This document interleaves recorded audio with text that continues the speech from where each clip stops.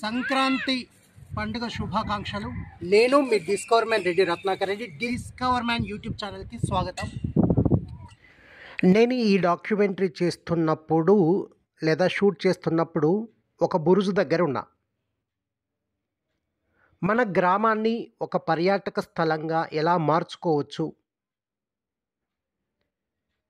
మన గ్రామంలో ఉన్న గడి లేదా బురుజును ఎట్లా ఒక చారిత్రక స్థలంగా మనం మార్చుకోవచ్చో ఈ డాక్యుమెంటరీలో తెలియజేస్తాను. తెలంగాణలోని ప్రతి గ్రామంలో బురుజులు ఉండడం చాలా సహజం. ప్రతి గ్రామంలో ఒక్కటైన బురుజు ఉంటుంది.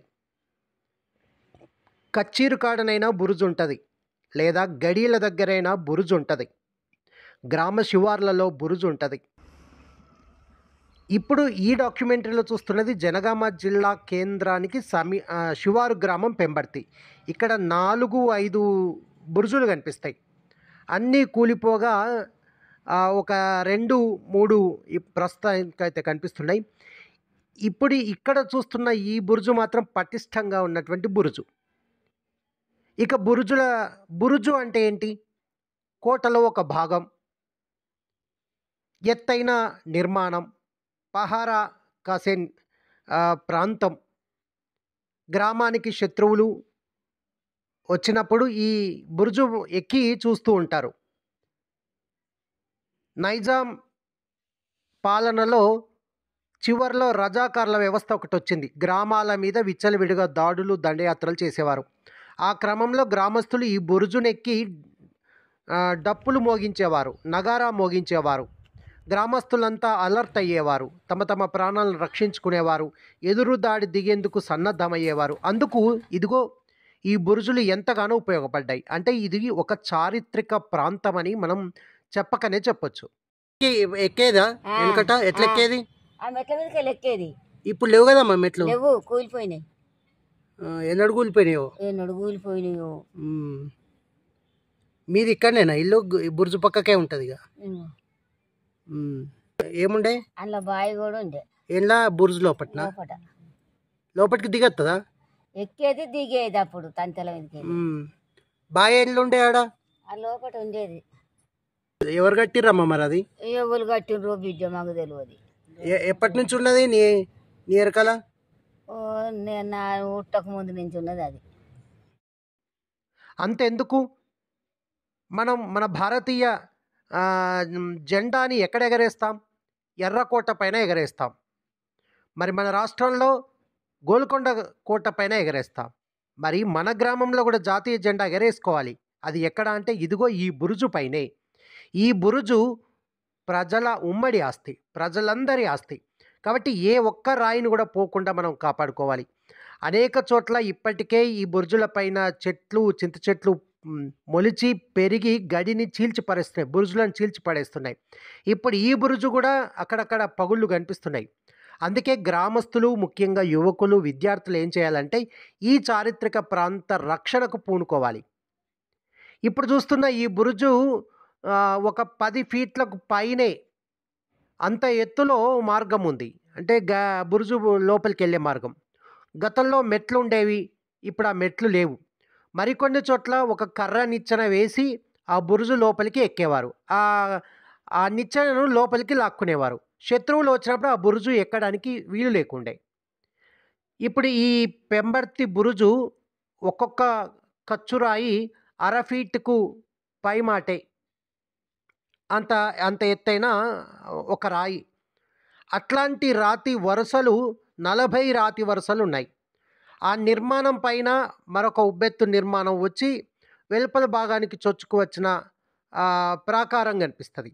ఆ ప్రాకారం పైన చుట్టూ తుపాకులతో శత్రువులపై దాడి చేయడానికి కన్నాలు ఉన్నాయి, రంధ్రాలు ఉన్నాయి. అలా 4 వైపులా కన్నాలు కనిపిస్తాయి. ఇక్కడ నుంచి కేవలం తుపాకులు కాల్చడమే కాకుండా కారం చల్లడం, వేడివేడి నూనె కూడా అక్కడి నుంచి పోయడం చేస్తూ ఉండేవారని మనకు చరిత్ర చెప్తోంది. ఇంకా ఆశ్చర్యకరంగా ఈ బురుజు లోపల ఒక బావి కూడా ఉందని చెప్తున్నారు. ఈ బురుజు పైకి ఎక్కే మార్గం లేకపోవడం, అన్ని ముళ్ళ చెట్లతో నిండిపోవడం జరుగుతుంది. గతంలో ఒక ప్రయత్నం చేశారు కానీ అది సక్సెస్ కాలేదు. ఇప్పుడు ఒక కొత్త ఆలోచన వైపు, ఒక కొత్త దృష్టి సారించే వైపుకు మనం వెళ్తున్నాం కాబట్టి, ఈ నిర్మాణాన్ని రక్షించుకోవాల్సిన అవసరం ఉంది. భారతదేశంలో ఒక గొప్ప పర్యాటక ప్రాంతంగా పెంబర్తికి గుర్తింపు వచ్చింది. కానీ పెంబర్తిలో కేవలం బ్రాస్ ఇండస్ట్రీ ఒకటి చూడ్డానికే రారు గదా! ఇదిగో ఈ బురుజును గూడా మనం కాపాడుకోవాల్సిన అవసరం ఉంది. ఎందుకంటే జనగామ జిల్లాలో నిలబడగలిగిన, ఇంకా ఏటికి ఎదురీది ఎన్నో కాలాలకు, వానాకాలాలకు, ఎండాకాలాలకు ఓర్చుకొని, ఎందరో పాలకులను తట్టుకొని ఇదిగో ఈ బురుజు ఇంకా నిలబడ్డది గ్రామంలో. కాబట్టి ఈ ఠీవిగా నిలబడ్డ ఈ బురుజు పైకి ఆ గ్రామంలో ఉన్న విద్యార్థులు ఏదైనా విజయం సాధించినప్పుడో, ఏదైనా స్ఫూర్తినిచ్చే సందేశం ఇచ్చినప్పుడో ఇదిగో ఈ బురుజును వాడుకోవచ్చు. గ్రామంలో జరిగే విశేషమైన పండుగల గురించి ఈ బురుజునెక్కి మనం దండోరా వేయొచ్చు. అంటే ఏదో ఒక సందర్భాన్ని పురస్కరించుకొని గ్రామస్తులంతా ఈ బురుజునెక్కే ఒక పద్ధతినైతే మనం సృజించుకోవాల్సిన అవసరం ఉంది. అట్లా ఈ బురుజులను నిలబెట్టుకుంటాం.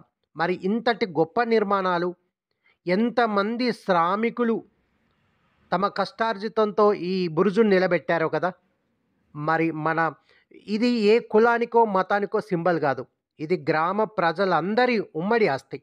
అందరం మనుషులము ఇప్పటికే కులాలుగా, మతాలుగా, వర్గాలుగా, ప్రాంతాలుగా, వాడలుగా, జెండర్‌గా విభజించుకొని పోయినాం. కానీ మనందరిని కలిపే ఏకైక చారిత్రక కట్టడం ఇట్లాంటివే.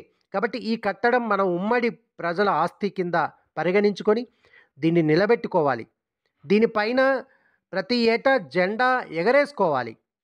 యువకులకి, విద్యార్థులకి ఒక గొప్ప స్ఫూర్తినిచ్చే ప్రాంతం కావాలి. మన గ్రామానికి అతిథులుగా వచ్చిన వారు మన గ్రామ సందర్శనలో ఇదిగో ఈ బురుజునెక్కే అలవాటునొకటి మనం కల్పించుకోవాలి. మరి ఇది మన చరిత్ర. ఇది మన సంస్కృతి. ఇది మన నాగరికత.